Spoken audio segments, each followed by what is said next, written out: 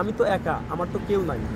কারণটা কি? আপনি কি ছেঁকা খাইলেন নাকি? আমি ছেঁকা খাওয়া বলতে আমি বিয়ে করছি আমার বাবার পছন্দের তার বন্ধুর ভাগ্নি আর কি, ওনাকে আমি বিয়ে করছিলাম আমার বাবার পছন্দে। তো করার পরে আমার মানে সংসার হচ্ছে আমার 3 বছর। এর মধ্যে আমার একটা মেয়ে আছে, আমার মেয়ের নাম আনহা। তো ওই মেয়েটা আমার বিয়ের পরে অন্য আরেক ছেলের সাথে আর কি পরক্রিয়া করছে আর কি, মানে সম্পর্ক করছিল। করার পরে আমার বাবা মারা যাওয়ার পরে ওই ছেলের সাথে ও চলে গেছে, মানে যার সাথে আপনার বিয়ে হয়েছে? যার সাথে আমার বিয়ে হয়েছে। পরে ওর যাওয়ার পরের থেকে আমি আর কোনো মানে মেয়ে আর কি বিয়ে করার জন্য আর কি আমি মনস্থ নেই এখনও। বাড়ির থেকে অনেক চাপ দেয় যে বিয়ে করো, কিন্তু আমি বিয়ে করার জন্যে মানে অতটা করিনি। মানে খুবই একটা আমার কাছে খারাপ লাগে যে এটা আমার একটা মেয়ে আছে, আমি চাচ্ছি যে আমার মেয়েটাকে আমি কোরআনের হাফেজা বানাবো। আমি গান গাই ঠিক আছে, মানে আমার মনের আবেগটা আর কি যেটা চাচ্ছে আর কি, যে আল্লাহ যেন আমাকে স্বয়ং সুস্থ শরীর রাখে, সুস্থতা দান করে আল্লাহ, যে আমার মেয়েটাকে আমি মানুষের মতো মানুষ করব। আর বিয়ে করার আমার মানে ইচ্ছে এখনও, অনুভূতি এখনও আমার জাগে নাই। কেন জানি আমার ওই মেয়ের প্রতি আর কি খুব একটা মানে ঘৃণা সৃষ্টি হয়ে গেছে, যে একটা মেয়ে যখন একজন স্বামীর সংসার করার পরে আর একজন ছেলে আসে ওই মেয়েটার উপরে, মানে এইরকম একটা করে আর ওই মেয়েটা চলে যায়।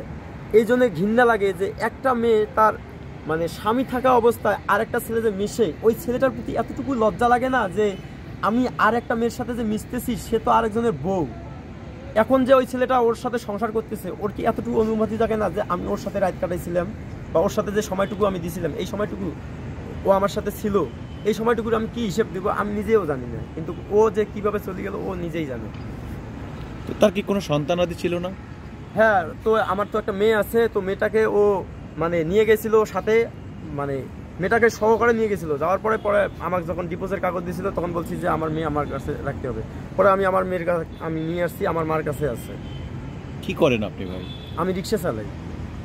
কষ্ট হয় না যে নিজের পছন্দে বিয়ে করেন নাই, বাবা মায়ের পছন্দে আপনি বিয়ে করলেন? হ্যাঁ, না দেখে না জেনে শুনেই বিয়ে করলেন তাদের পছন্দে। হ্যাঁ। তো কতদিন সংসার করার পর আপনার বউ চলে যায়? আমার বউ আমি বিয়ে করছি 2020 সালে, আর ডিভোর্স আসছে আপনার 24 সালে। আপনার তারিখটা আমার মনে নাই, 24 সালে ডিভোর্স আছে আর কি। আমি বিয়ে করছিলাম 20 সালে 24শে মার্চ আমার বিবাহবার্ষিকী। আমি ওকে অনেক ভালোবাসতাম, আমার মন থেকে ওকে ভালোবাসতাম। আর আমি যে 3টে বছর আমাদের বিবাহবার্ষিকী গেছিল, আমি সবাইকে ডাক দিয়েছিলাম, আমার আপনজনকে।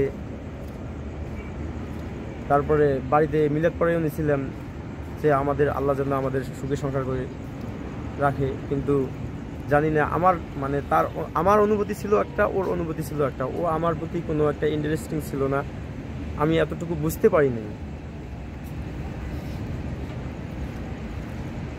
কি বলতে চান? মানে হয়তো বা এই ভিডিওটা সে দেখতে পাবে, দেখলে সে দেখতে পারে, কিন্তু আমার তো আর কি বলবো, আমি তো আর তাকে চাই না। কারণ আমি এমন একটা ছেলে, আমি চাই যে আমার একটা বউ থাক ভালো চরিত্রহীন।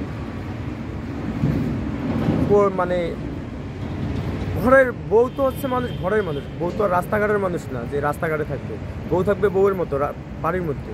সেই রকম একটা মেয়ে আসছে আমার জীবনে, যে এইরকম যদি কোনো মেয়ে হয় তাহলে আমি বিয়ে করবো ভাই, তাছাড়া আমি বিয়ে করবো না। ওই আবার যদি এইরকমটা হয় আমার খুব খারাপ লাগবে আর কি। এমনিতেই খুব মনটা কষ্টের ভিতরে আসছি ভাই। আমি একটা গান গাইতে চাই, গানটা ভাই আপনারা একটু রেকর্ড করেন ভাই। জি বলুন, আসলে এই গানটা কাকে যত দুঃখ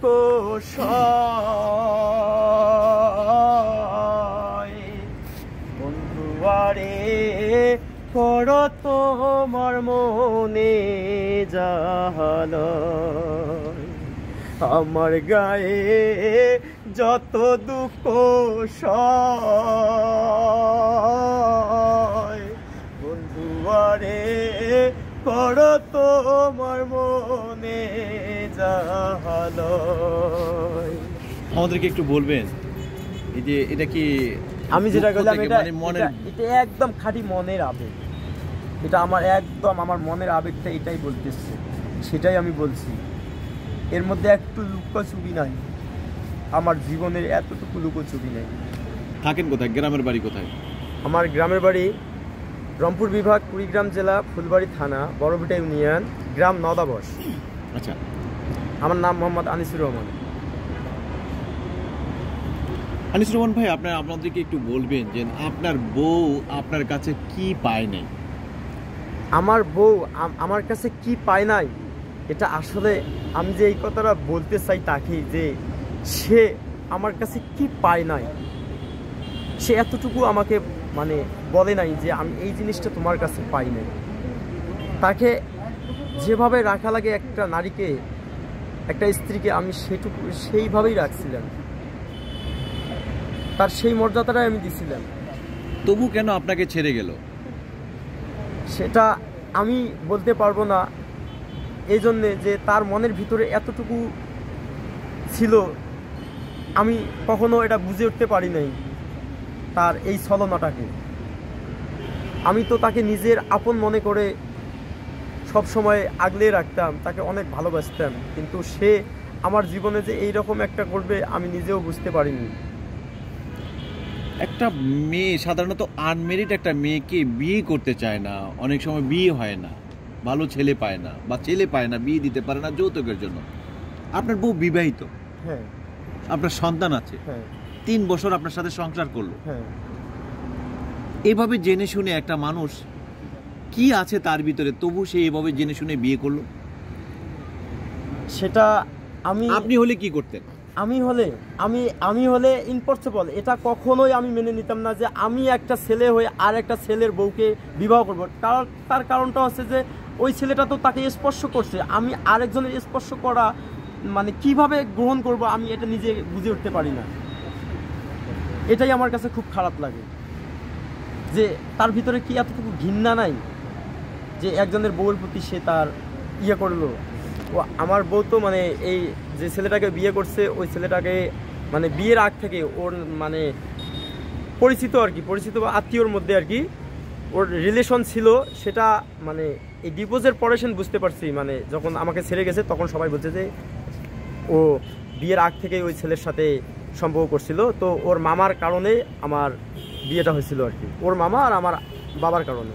ও যখন ওর বাবার বাড়িতে যায়, যাওয়ার পরে মানে 7 দিন 5 দিন থাকে, এর মধ্যে আমি যা রাখি আসার পরে একদিন থাকি আসি, বা 4-5 দিন পরে আবার যায় ওকে নিয়ে আসি, হয়তো বা এর মধ্যেই ও মানে এইরকম একটা ওই ছেলের সাথে কথাবার্তা বলতে পারে। আমি এখন তার মানে বিষয়টা বুঝতেছি যে। আনিসুর রহমান ভাই, আমার একটা কথা আপনার কাছ থেকে একটু জানতে চাই। একটা মেয়ের বিয়ে হয়েছে, 3 বছর সংসার করছে, সন্তান আছে, এত কিছু জেনে শুনে কেন মানুষ আবার অন্য একজনের বউকে ঘর থেকে বাগিয়ে নিয়ে যায়? কেন সেটা অর্থ এখনো আমি পাই নাই, যে তার কাছে তো আমি মানে জানি নাই, কারণ আমি তো কখনো এই কাজটা করতে পারি নাই। তাহলে আমি কিভাবে বলবো যে কেন নিয়ে যায়? ভালোবাসার কোনো অপূরন্ত ছিল আপনার? না, আমার তো কোনো ভালোবাসার কোনো অপূরন্ত ছিল না। তার যতটুকু তার ভালোবাসা দেওয়ার ততটুকুই আমি ভালোবাসা দিই। আপনার ভালোবাসার কোনো কমতি ছিল?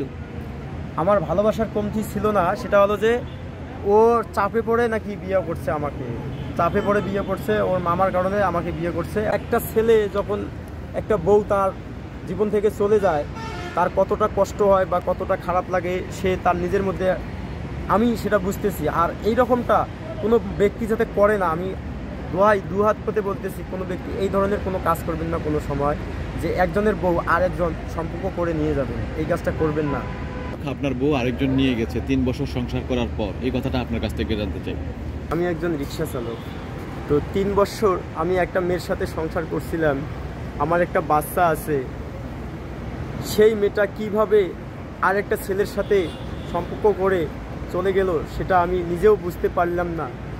যে এতটুকু ভালোবাসা ওকে আমি দিয়েছি, সে আমার ভালোবাসার মর্যাদাটা কখনোই দিতে পারলো না, আমাকে ছেড়ে আরেকজনের কাছে চলে গেল। সে কিভাবে গেল আমি জানি না।